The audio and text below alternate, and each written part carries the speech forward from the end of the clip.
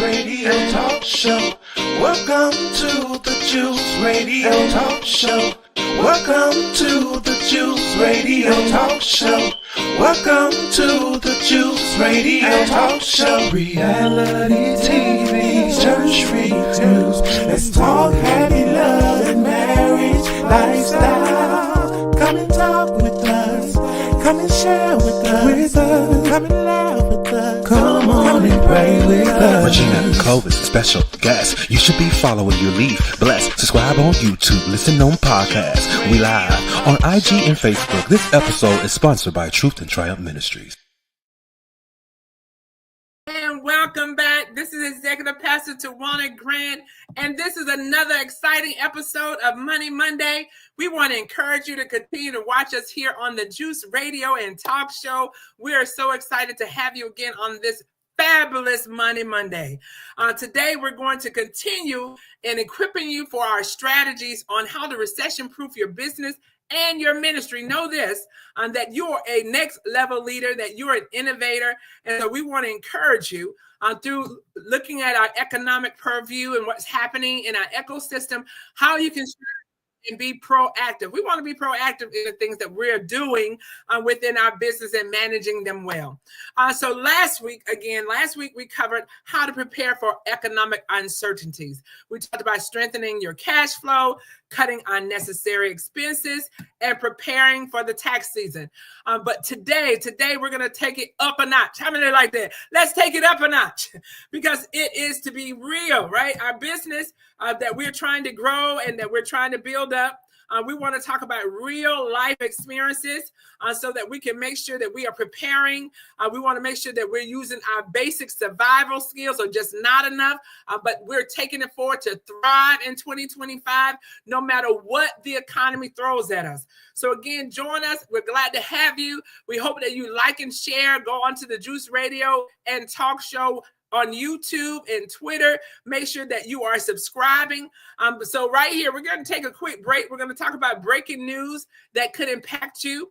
And then we'll move into some game-changing and challenging strategies that perhaps maybe you haven't thought of yet or that we haven't covered. Whether you're an entrepreneur, a business owner, or a ministry leader, this is an episode just for you. All right, so let's get into it. Before we dive into our strategies and how you can enable your business to go forward in this year, let's take a moment to just look at the big news. Let's look at the big hits this week. What have we seen? So the big news, the U.S. Treasury suspends business ownership database enforcement. So small businesses were expected to register their own ownership details for transparency, but now that enforcement has been put on pause. Okay, so again, the U.S. Treasury suspend business ownership database enforcement. Some of you, like myself, have gotten those emails telling us you had to adhere to this, you had to submit all your information in, but it has been put on pause. So what does this mean for you as a business owner, as a ministry leader, as an entrepreneur? This means it's one less burden that you have to be bothered with, right? One less thing that you have to do for now. I want to say that for now. But do keep an eye out, because these policies like this, they tend to return, but just a new form. So sometimes they look at what they've already pushed out and they decide, listen, we need to do this differently. We need to modify, or we need to give the businesses more time to address this particular policy. So make sure that you do keep your eye out, because it is most likely that this is going to return. All right, what else is happening in the business news? Job cuts in retail and hospitality. Why should this even matter if you're not in those industries? Why? Businesses are scaling back due to rising costs. And so if you're in the service industry, if you're doing service in a service industry, this means more customers could be looking for cost-effective options. So what you want to do in turn is to make sure that you have positioned yourself so that you are a necessity and not just a luxury. So make sure, as we talked about before in previous broadcasts, look at ways that you can become multi-stream. How can you offer your services to a new provider, or offer it in such a way that perhaps where you may be considered a luxury today, you can, just by fine-tuning or tweaking, you can make your business a necessity where people will say, I have to have that in order to be more efficient, in order to be more effective, in order to move forward in the lanes of business that I'm operating in. I need to modify. And so you want to make yourself a necessity, not just a luxury, okay? And then next, what else is happening in the business news? Richmond's 500,000 small business recovery fund after the water crisis. So natural disasters and unexpected events can crush small businesses. So if you have had a disaster, if you've had any issues that occur, sometimes you live in one of those areas, right? Because we have people that watch the podcast that are not just in Georgia, all over the nation. And so if you're in an area where it might be prone to certain disasters, maybe hurricanes or floods or tornadoes, you need to look at it and see, do you have a disaster recovery plan? Are you covered?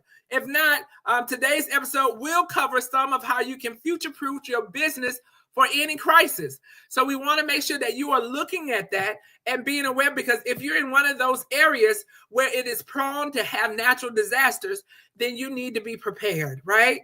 So let's go ahead and let's get started into our conversation about beyond the basics. Some of our advanced recession proofing strategies. So we talked about some of the basic things, right?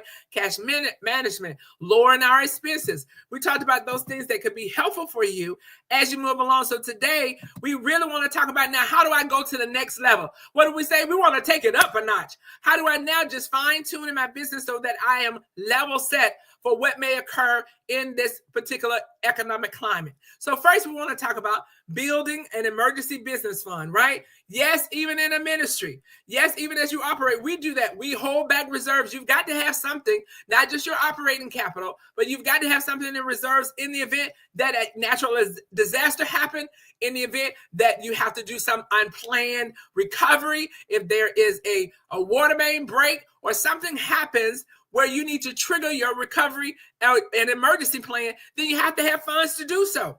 So what we often tell people is that individuals need to have the 3 to 6 months of reserves. And so how does your business have reserves funded? What are you doing? How are you operating so that you do have funding made available? Some quick ways to do that is take 10% of every dollar earned and set it aside. Set it aside for the rainy day. Set it aside for contingency. Set it aside as your just in case. And so that's one of the ways that you can attribute to that every time you get income, setting that 10% aside for your business in the event of an emergency. Another quick way to build your emergency fund is offer discounts up front for payments. And so that will, again, we talked about increasing our cash flow. How can we incentivize our partners or our clients to pay us on time? And then how can we incentivize them for paying up front? That means you get funding into your pocket quicker, and then you have the funding made available to set the 10% aside. And so we want to encourage you to do that. Then we also want to look at your contracts, lock in on contracts, and secure future business. This is a good way that even as point number 2. So we talked about point number 1, build up your emergency fund. Point number 2, we want to lock in contracts and secure future business now. We're talking about earlier how rates are so critical. If you sell your product or service, offer a 6 to 12 month retainer discount. That way you'll know you'll have that business reoccurring. You can tell right now if you're going to have ongoing business, recurring business, repeat business, and you build up loyalty. Thank you, Kay, for joining us today. We really appreciate you. And others that are joining us via Facebook Live or YouTube or our other means of communications, we're glad to have you with us today. So again, lock in on those contracts and offer a 6 to 12 month discount. It can be small enough where it is not a negative to your bottom line, but it is incentivized enough that is an attractive deal for those to sign up for. For ministries, we encourage you giving with a commitment pledge campaign, something that we're doing in our ministry. We're looking to build, we're looking to expand. And so we are working on a campaign to give, to incentivize in that space so that we can move forward in some of our vision and the purposes that God has called us to. And so why? Because as people consider cutting down on optional spending, you can lock in on your revenue while people still feel secure in giving. You want to do this now while the momentum is there. As we don't know what the rest of the year is going to bring, we get a chance, but we are all on the same page of going into this new year with a positive outlook, operating in purpose, moving toward our strategies and our goals. We got to ride the wave. We've got to get in, be proactive. That's what we talked about all the time. Let's be proactive and not reactive. We don't want to wait until they tell us what they're doing. We want to already have our strategy in place. We want to already be moving ahead with the things that we know that is necessary and that we need to move forward our vision and purpose. How do you do that? By moving now. Don't wait till later. Let's move to now. Let's get in operation so that we can encourage the people and keep them incentivized, even in your organization. We talked about your team, keeping your team excited about where you're going. We've got to be visionary leaders. We've got to be the ones who motivate purpose sometimes until others can see it. Because sometimes there's so much distraction and there's so much noise that they can't even see where they're going because of what they're experiencing right now. You have to be the business leader. You have to be the entrepreneur. You have to be the ministry leader that is keeping people moving forward to where we have committed to go. And so that in tandem, you're making iterative progress. That's what we're talking about. Sometimes we're looking for the big win. Sometimes we're looking for something that's knocking out of the park. No, you win sometimes by base to base. Sometimes you make the big win by getting from first base to third base and then home. You don't always knock it out the park to get a home run. But what we're talking about is how do I pace myself? How do I set my mindset in such a way that even iterative progress can be applauded?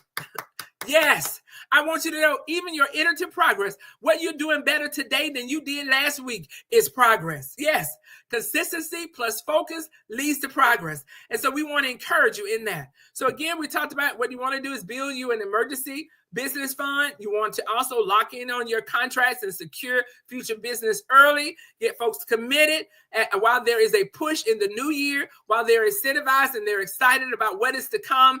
Make sure that you are a part of that experience and encourage them in the vision and mission that you have for your business. Next, create a high value, low cost offer. How can you do that?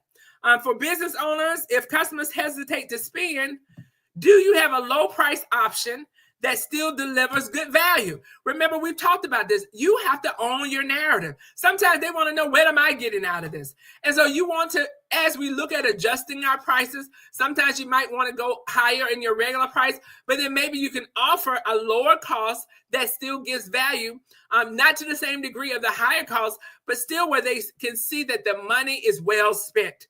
Right? For ministry, sometimes donations may slow down. We've got to look at ways to support ministries while we also manage our costs. So sometimes you're looking at how can we support through our discipleship, owning a partnership in maybe contributions of the books or the resources that you're receiving. Look at electronic resources. How can they learn electronically? How can I manage that? How can I continue to highlight what you're doing? I found this out. People have money to spend. You've got to tell your narrative and the why so that they can attribute what they do have to spend to you. That's what it's all about. Even when you're out and you're buying things in the marketplace, you're looking for the best value to get what you feel you need. And so it's the same in all other capacities, all other industries. You've got to tell your why and give the narrative why their support is critical. And so we even have to do that in ministry. It is very important that we are transparent in where we're going and what we need and how we collaboratively do it together. Because there's strength in numbers. The scripture talks about there's unity. Where there's unity, it commands the blessing. And so you can get further when you have multiple, right? If you want to go fast, go alone. But if you want to go far, go with your team. And so you have to be transparent and be okay to make the ask. Be okay to let people on your team, even in your business, know this is where we are. But this is what we need to do to get to our next level, right? So you assure them with confidence from you. You are the brand. And so you have to show up well, even while you're in ministry, while you're working in the marketplace, while you're starting your business. You have to be able to make sure that you give confidence that you are comfortable in what you've been called to do and that you are leading well. People follow you. People follow where they see that there is a purpose and a mission to it. When they know your why, they're more likely to be involved. And what we want to do is want to get people engaged, not disengaged. And you want them engaged in your business. You want to get them engaged by what you offer, the value that you provide, and incentivize it sometimes through the loyalty that we talked about. Welcome this afternoon, Pastor Lorenzo. God bless you, Pastor Evans. We appreciate you. So we also want to start a referral-only strategy. You can do that for sales. So during recession, people start to do trust more recommendations than just going out and finding it on their own, right? So you can incentivize, even in your business, refer a friend, and then you'll get a discount or a bonus or a free month. And so that's how you can offer to your clients to incentivize them to refer your business to others. Make them a Pied Piper for you. We do that even in ministry, right? We have a Family and Friends Day where you invite people to be a part of the worship experience and encourage the members to invite others.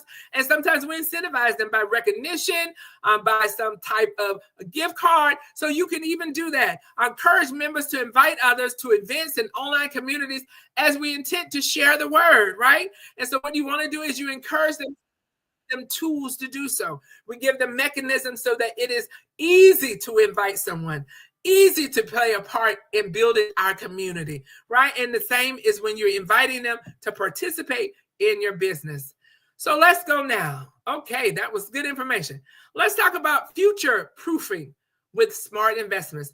We want to future-proof our business, right? Not just for now, recession-proof and being able to move forward, but how do we also future-proof, looking forward, getting those things that are behind. We're living in the now, but we're also looking forward. We want our mindset to not just recessions that don't just take away, but create opportunities. That's what we want to do. We want to also stretch our minds, right? To think about what other opportunities lie ahead.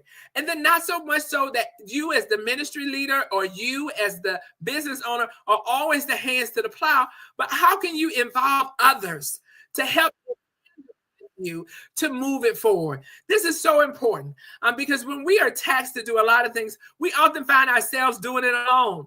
But know this, we have to stretch out. We have to be intentional to stretch out and bring others along with us for the experience.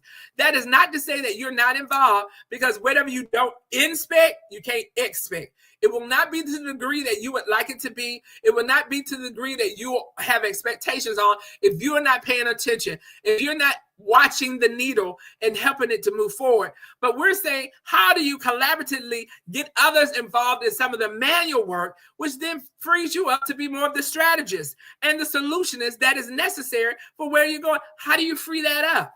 And so we want to encourage you today that you can look at technology investments, right? How do you bring in technology, AI, to help you so that you can take away manual admin work? And then how do you automate that? Some of the suggestions, Chat GPT, automated invoicing, social media scheduling. So some of those things that you can do will pull away some of the more manual things that you do and then give you more time to invest in yourself, invest in you, the brand, invest in your team who helps move the needle the most, and then invest in your clients and your partners. So we want to be able to help you in that by using technology as an investment to future-proofing your business. Future-proofing your business. Where are you going forward? These are some smart investments. Invest in technology and then use it, because a lot of times we have technology right at our hands. We have technology on our phone. And one thing we want to do, we were talking about this on Sunday, using our time wisely. What is going to advance us? And so we want to make sure that we are putting that time and using those tools and resources that are readily made at hand to us to our advantage. Use it to our advantage to get us ahead. So even in church ministries, as we operate, we want to invest in online giving platforms, people to give, online platforms, make it easy for people to find information, online platforms, even when people are unable to make it into the edifice, into the sanctuary, how can we help them still participate, still remain engaged, and then operate remotely? How do we do that in such a way that it makes it smoothly to stay connected? That's what's so important.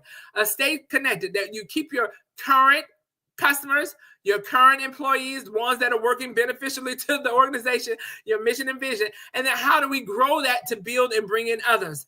And then we want to make sure that we're also cross-selling, right, for our business. During recession, a lot of businesses go out, right? A lot of businesses also go on sale. So businesses go on sale during recessions. So there might be an opportunity for you to collaborate with a competitor, collaborate with others, and invest in discounts. I've seen it before when businesses are going out of business. They have a lot of equipment for sale. They have furniture for sale. They even offer up some of their client their client listings in their databases. So look and see in your field of industry if there's opportunity that you can leverage to recession proofing and future proofing your business. How do I look for the future? And so some of those things can be not just expanding the business, but also expanding your skills. Again, we talked about it. You are the brand. It's imperative that you show up well in all your spaces, not just if you're in ministry, not just in church, but where you go. Where you go, that speaks to you, that encourages others to be a part of your collaborative vision. When you're operating in your business, that speaks to you with your team. It speaks to you with your clients. It speaks to you with your vendors and your partners. Your brand is imperative. And so it's not just where you show up. One of my mentors talks about this all the time. It is not just in one segment of your life where you show up. No, we have to position ourselves and discipline ourselves to show up well in all our spaces. Because why are you saying that, executive pastor? Because you don't know where your next victory is. You don't know where your next favor is. And so you don't want to have to be shifting from dynamics to dynamics. You want to be the same wherever you show up, so that when preparation meets opportunity, you have success. All you're doing is waiting on your next. That's what I tell you. I'm just waiting any day now. I'm waiting on my next in a lot of lanes of my life, but I'm actively waiting. We're not waiting sitting down. We're not waiting looking for it to fall in our lap. We are actively waiting, meaning we're moving, we're engaged, we're active, we're trusting, we're believing, we're pushing, we're learning, we're growing. Yes, while we wait. Scripture talks about that. Occupy until he comes. And so we occupy in the things and the giftings that we've been giving, and our anointings we've been given, and the people that we've been giving to steward, those we've been given to shepherd, those we've been given to mentor, those we've been given to share wisdom and knowledge to. We're mentoring and occupying and waiting in all those areas. And we're believing as we sow good fruit, as we sow good seed, as we sow and we water, God gives the increase. And it comes from our diligence. He rewards the diligent. And so we want to encourage you in that, not to be dismayed or bewildered when you're in your waiting season. You're preparing. Sometimes you are set aside for the time that is to come. You're honing your skill sets. You're honing this is what I learned, you're even honing your mindset. Why? So that you can be resilient in spaces where it's required. Resiliency is built, is not made. You are building your resiliency in spaces when it is required. And so that when things come up, they tell me all the time, how do you remain so positive? How do you keep a positive outlook? Because I have disciplined my mind to believe what God has said. I've disciplined my mind to believe that purpose is for me. And so regardless of the process, I know what purpose says. And so you have to discipline your mind in these spaces so that while you go through the process, you're learning. I tell them, I never lose. I either win or I learn. And so some of us, even in our waiting, we are learning. You're learning. You're learning what to do and what not to do. You're learning where to push and where to slow down. You're learning how to grow and where not to grow, where to expand and where to contrast. You're learning who to pull along with you, and sometimes you're learning who not to pull along with you. So even where you're going here, you don't lose. You either win or you're learning. And so we want to encourage you in that, so that when you are operating in places where it looks like it's taking a while, know that I'm learning what I need for my next. That when I get there, I'll be established. I'll be settled. I'll be ready, right? All right, I hope we're encouraging you today on Monday. And so number 4, some actionable steps that you can take from this week's information. Again, we're just sharing information. It's not exhaustive. There's so much more that we can learn, so much more that we can do. But we have 30 minutes of lunchtime learning. So we want to impart to you some key actionable items that you can take, what I consider some nuggets, some golden nuggets that you can take with you that will help you throughout the day and throughout the week until we're back together again. And so here are some actionable items that you can take with you. Thank you for joining us a little later. Glad to have you with us as well. Some actionable steps. And we want to challenge you this week to pick one. You don't have to do all of them. Just pick one and then take action. All right? Take action. This is the thing. Wisdom makes knowledge obey. But you have to take it with action. Information is only powerful when you use it. It's powerful in our life when we put it in action. So here are just a few things that you can consider this week. 1, start your business emergency fund. We just talked about it. Open a separate account, deposit something in it today. You know how easy it is online. You can open up an account just like that. Open it up and just put something in it. So it's a trigger to your mindset that I've gotten started from today's presentation, all right? You've got to make sure that you are operating in faith, but faith without work is dead. You've got to do something. Offer a limited discount on long-term contracts and retainers. So go back in Purview, look through some of those clients or services that you might have that have been with you and you're not sure if they're going to remain for the year, or you just want to make sure that they do. Go back and present to them and offer for a limited time. It's not saying forever, but for this year, if you stay with me, I have a discounted rate, because that way I am assured, most likely, that I will have your business for the remainder of the year. So you want to consider that. Go ahead and take a look at that. One, launch a referral program and promote your customers or congregation. Launch it.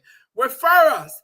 Encourage us. For those who are in ministry, we got a 5th Sunday coming up. Right now, this is the time. We've already started encouraging our family and friends day. And again, you don't have to wait till 5th Sunday. Make it any Sunday that the Lord lays on your heart to encourage others, to build our community, to build our fellowship, to highlight Christ in their lives and in their own network. How many know sometimes your network is your net worth? Yes, you have to reach out to others and expand it. And so encourage them even at this time that you're ready to grow and that you're a part of the experience. So help us do this joint work together. We have to do it together. We always say in our community, our fellowship, we're better together. And so when we sit from that posture, team over self and Christ above all, right? And so that will help us get where we want to go, because we remain focused on our mission and vision. And then lastly, make a small investment in automation or learning a new skill. Don't you know the more skills you have, the more you can converse in different aspects, in different rooms, in different conversations, the more wealth of knowledge you have that you can share with others. I do this all the time. I read, I get information, I study. And so sometimes I don't need it right then, but there will come a time when it is of value to me because I put it in my toolbox. Some of the things that you need to go after and learn may be exactly what you need for right now. Be very focused. Be very pointed with your time to prioritize it and say, listen, where is it that I can learn something new that can be a strength in my organization? Where is it that I can learn something new that would be a strength to my ministry? Where is it now that I can learn something new that I can share with others? Sometimes it needs to be you first. Lord have mercy. You got to be the first one. You got to be the trailblazer. You've got to be the one that ignite the fire, rather. You've got to be the one that have the torch and carry and then light others' torches. Yes, it has to be you. You have to be the first partaker of it. I know sometimes we want to say, I'm waiting on somebody. No, you're not waiting on anybody. You have to be the first one. We're reading this great book in one of my book clubs. It's called the Let Them Theory. That means let them do whatever they want to do, and then let me work on me. Let me ensure my vision is moving forward. Let me decide how I want to operate in response to what they've done. Don't give your power away. You are the influencer of your life. You are the brand. You're the one that's called to purpose and vision. You're the one that's called to do a great thing. You're the one that's been called to put your hand to the plow. You do what you've been called to do and make great happen. So I hope that you've gained. I want to remind you that this is your time to lead, not just survive. Yes, that's in my notes. You need to lead and not just survive. You need to thrive. You need to go from waiting to winning, meaning actively participating so that you see the manifestation of what you have been working for. You want to see it in the land of the living. Others are panicking, you are preparing. You need to write that down. While others are panicking, you need to be preparing.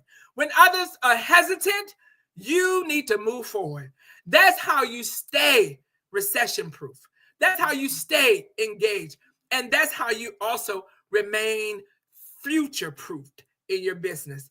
So if today's Money Monday topic has been helpful to you, please like and share it on your networks and your platforms to entrepreneurs, business owners, and ministry leaders that you know need this information.